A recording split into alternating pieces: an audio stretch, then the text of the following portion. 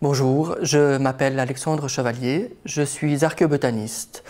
Ce métier consiste à identifier des restes de plantes en contexte archéologique. Ces restes peuvent être des macro-restes, c'est-à-dire des restes qui sont visibles à peu près à l'œil nu, ou des micro-restes qui sont identifiables uniquement par microscopie. Parmi l'archéobotanique, il y a donc beaucoup de sous-métiers différents. Et parmi toutes ces différentes spécialisations, moi je fais plus particulièrement les graines, les phytolithes et les grains d'amidon. Les phytolithes sont des petits nodules de silice que certaines plantes produisent et qui permettent de les identifier. Concrètement, en quoi consiste mon métier? Donc, à part les identifier bien évidemment, comment est-ce que j'arrive à les obtenir?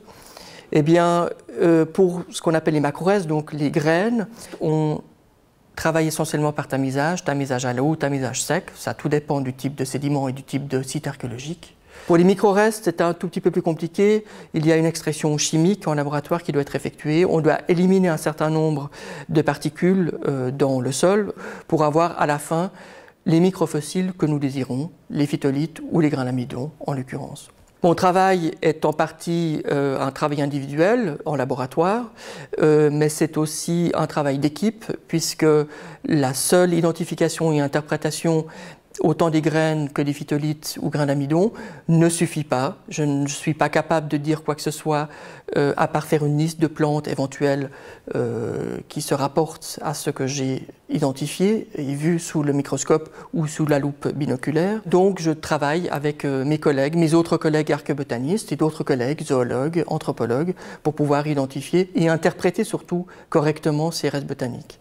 Il faut s'imaginer le nombre infini d'utilisations que l'on peut faire d'un végétal, à commencer par un aliment, mais ça peut être un résidu d'une préparation alimentaire. Ça peut être une plante qu'on a utilisée pour faire de l'artisanat, pour construire des paniers. La plupart des bâtiments utilisent le bois ou le torchis, c'est-à-dire des matériaux végétaux pour être bâtis.